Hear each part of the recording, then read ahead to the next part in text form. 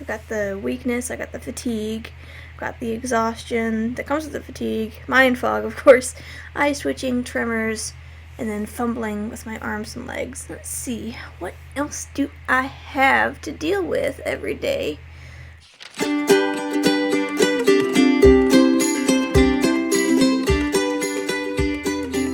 Hey, Sunny here again. I spent all day yesterday spending all of my energy putting together that video that I published, talking about a day in the life with my condition, Septo-Optic Dysplasia, and today I'm worn out. It's 10 a.m. I woke up about 8 and I'm already ready to crawl back into bed.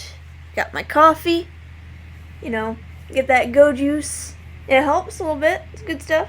I really wanted to focus today, since I'm feeling the symptoms hardcore, focus today on sharing the symptoms and flare-ups with you guys. The things that I experience when my health condition is really at its worst. So, some of the things that you can expect to experience when you've got Panhypopituitarism, which is the most active part of my septo-optic dysplasia, is just, oh man, brain fog. There's one. It's really hard to kind of concentrate and focus. My brain is just running on empty right now. I'm very tired, but I'm going to do my best to explain all of this to you guys. With the panhypopituitarism, you've got a bunch of different hormonal deficiencies. And the really fun part about that is a lot of those hormonal deficiencies can have really similar vague symptoms to each other when they're low or high, or just, off balance in general. Some of the vague symptoms that you can expect to experience are weakness in the arms and legs. That's a big one. I'm dealing with that right now. Of course, the mind fog, the fatigue. There's a difference between fatigue and tiredness. I really want to focus on that for a second. You can, have a really rough night's sleep and wake up feeling tired. Everybody's done that. That's tiredness. Or do a bunch of hard work and then at the end of the day, whew, boy, I'm tired. That's not fatigue. Fatigue is a physical sensation of exhaustion, regardless of whether or not you've exerted yourself. So when I say I'm fatigued, I'm not saying, I'm really tired right now, even though tiredness is a part of that. I'm saying, my body is so physically weak and exhausted at this moment that I can't do, certain things that I might normally be able to do. So that's kind of the difference between fatigue and tiredness, and I'm, dealing with that right now. But that happens from time to time with this condition. It's part of the reason why I actually won my disability case, I believe, because the waves of fatigue, the flare-ups that can occur with my condition are just, there's really no warning sign before it happens. It can just hit you like a Mack truck out of nowhere, and you've got a few minutes to say, alright, I can feel this coming on, I need to go lie down. But you can't really plan for it, and it definitely doesn't stick to any sort of schedule. Tremors is another one, especially when you've got thyroid problems. I don't know if the camera will pick up on it or not, if it'll show it, but I can't really feel it. But sometimes when the tremors happen, it's kind of gets, you can feel your hands kind of shaky. Not like bad enough to where it's like Parkinson's or anything like that. It's just a slight tremor in your hands. I don't know if that's due to the weakness or honestly what's going on there, but tremors are a pretty commonly seen symptom in patients that are experiencing thyroid issues. And hypothyroidism is part of the panhypopituitarism. Lots of long, fun words in my diagnosis. Now, with the weakness, this actually ties into the weakness and the tremors, because I tend to notice this when I'm, having the tremors and when I'm feeling weak. But whenever I'm moving things around or doing something with my hands, I'll tend to fumble a bit more when I'm feeling weaker. So it's really, really frustrating because I could just be working on cleaning the kitchen or whatever, and then I'll be picking up a bowl. And when I go to pick up the bowl, my hands might not grab it in the way that I'm intending to. My muscles aren't responding the right way, so I might kind of grab the bowl too loosely or fumble with it somehow, and whatever's in the bowl is just going to spill everywhere. Or I'll be sitting here, making this video, for example, and then I'll reach over to grab my coffee, but instead of grabbing the coffee, I'll just push it off the table. That's really frustrating when that happens, because I can't really do the fine, motor skills necessary for artwork, for example. When you're feeling really tired and weak and you can't really do anything physically productive, you might think that it sounds nice to just kick back and enjoy making some artwork, because, as an artist, that's what I like to do.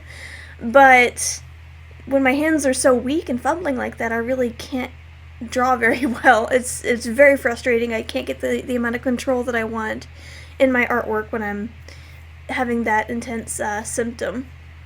So that's a big pain in the butt.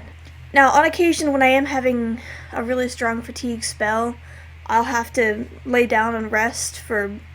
Usually I'll lay down expecting to rest for a couple of hours.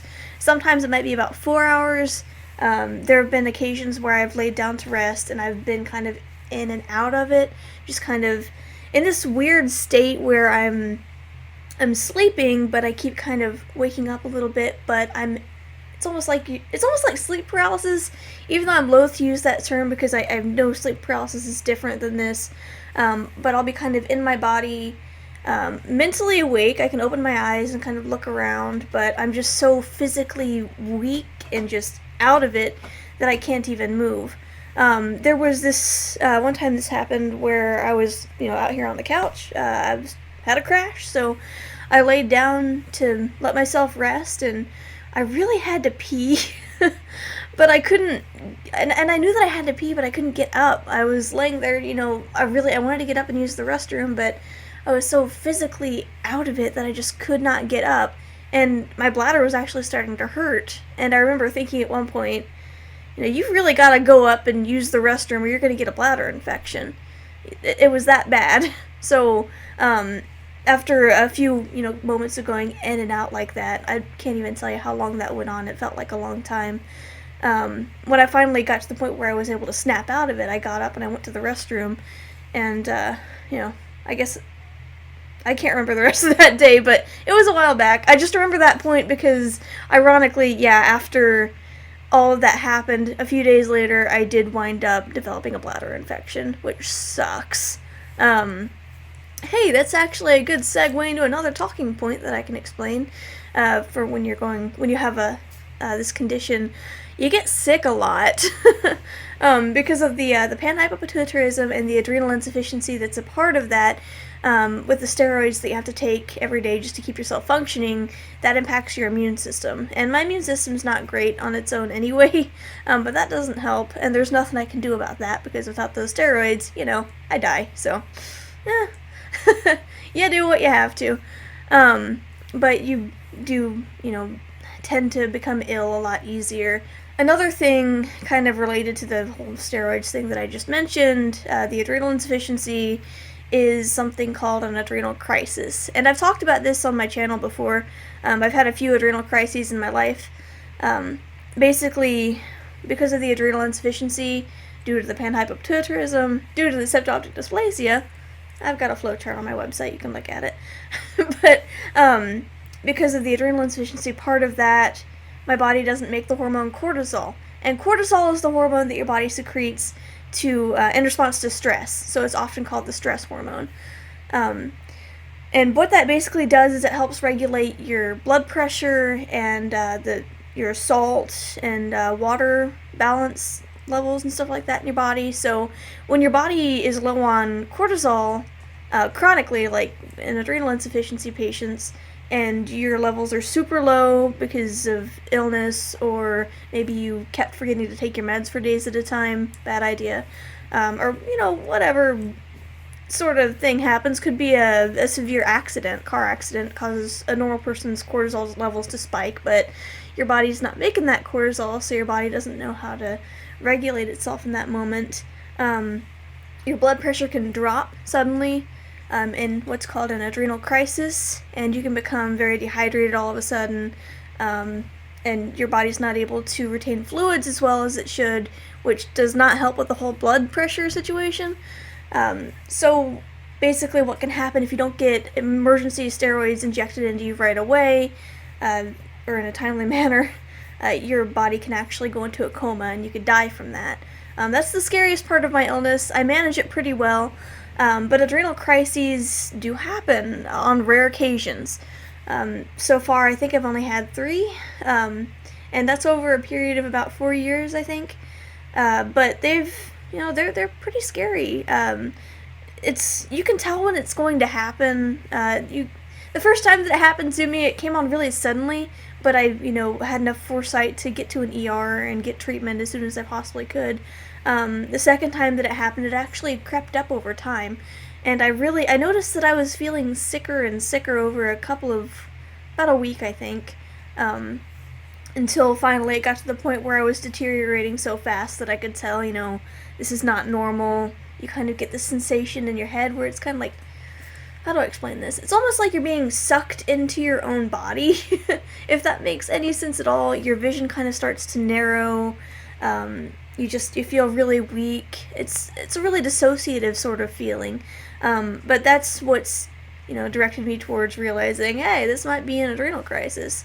Now, pair that with the diarrhea that comes with being dehydrated, and no matter how much water you drink, you're always thirsty. Big red flags for me that I'm going into an adrenal crisis. So, those are fun symptoms. So, another symptom that's kind of visual, well, I mean, obviously it is visual, is with the optic nerve hypoplasia with my eyes. They tend to twitch. Especially if I turn to the right and the left.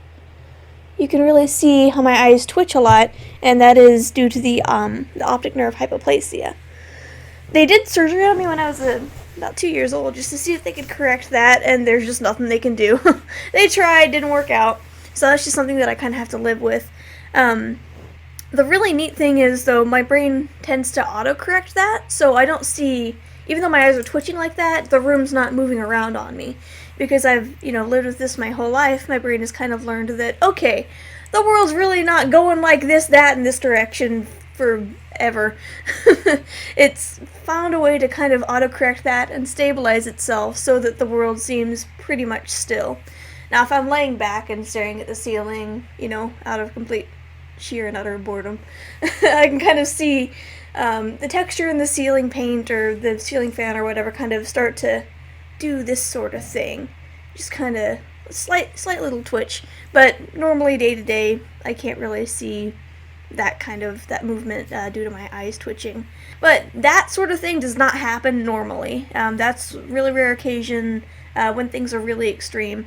But throughout my week I get the episodes of fatigue. The mind fog happens a lot. Just bodily weakness is fairly common, a little bit less common than the fatigue and stuff that I experience. And when I'm having an extreme episode of fatigue and weakness, it also is coupled with vertigo, which is fun. Not really. Essentially, when it gets to that point where I'm so weak and tired that the world starts spinning and I feel really dizzy and just unstable, all I can do is lie down. And on days like that, I like to just, at first, I felt really guilty for allowing myself to rest when I had to, but, you go through it enough times, you realize it's gonna happen whether you feel guilty or not, so you might as well just relax and allow yourself to rest, really allow yourself to rest, and it's not a bad idea to even allow yourself to enjoy it a little bit if you can. I know it sounds really ridiculous, enjoy being dizzy and tired, that's so much fun. Not really, but what I like to do when I'm at that point where I really can't do much at all is just lay back. I've got an adjustable bed, which is really nice. I set that up to where it's like at an angle a little bit so I can kind of stay sitting up, even like without having to hold my body up on my own. And I've got an Amazon Echo on my nightstand. I'll let that play an audiobook, and I'll just lay there and maybe have a cup of tea. I like to set up a little care package for myself where I'll like heat up a nice whole pot of tea and set it there in the teapot covered up with a little towel or something to keep it warm, a cup for the tea, of course, and then a few tea bags, and then a snack, and then, of course, the audiobook, and I just lay back, and Dova will come and cuddle me. I might even, if I'm feeling well enough to focus on a game, sometimes I can't. That's, those days are the suckiest, but few and far in between. Usually I'll be able to actually enjoy, I've got a Nintendo Switch, I'll just lay there in bed listening to the audiobook and play Stardew Valley, nice relaxing farming game. And that'll help the time pass without, sleeping constantly. Like, I could easily go to sleep when I'm like that, but there's sometimes where you don't want to waste your whole day sleeping. You want to kind of enjoy yourself a little bit if you can. That being said, sometimes that's all you can do, and it happens on occasion. But that's essentially it. Hopefully I explained that well enough. I know I've been kind of rambly, but again, I spent so much energy doing stuff yesterday that I'm feeling it today, and my brain power is just diminished. But I wanted to make this video really quick to kind of explain the symptoms a little bit more in depth, so that you can kind of understand a little bit more about what it's like to live with my condition. So hopefully I'll get this video edited and up today, which is I'm going to date it, the 25th at 10:30 a.m. So I'll see if I get this up today. I hope I do. Wish me luck. I may have to go lay down for a bit and set up that care package next to the bed. That actually sounds really nice. I'm tired, you guys. I'm gonna go rest up. Thank you for watching the video, and I hope it was informative. If you have any questions or anything, feel free to leave them in the comments, and I'll answer as best I can. If you also have septo-optic dysplasia, or just, any other part of my diagnosis that you can relate to, please feel free to share your experiences in the comments as well. If you think there's anything that I missed that should have been addressed, please, brain fog, I may have forgotten something. Feel free to point those out, and we'll have a nice little discussion in the comments about it. So, thank you guys for watching again, and yeah, I'll see you later. Oh yeah, don't forget, Rare Disease Day, Saturday. I'll be there. Link in the description for all the information. Let's, raise awareness and stuff. See ya.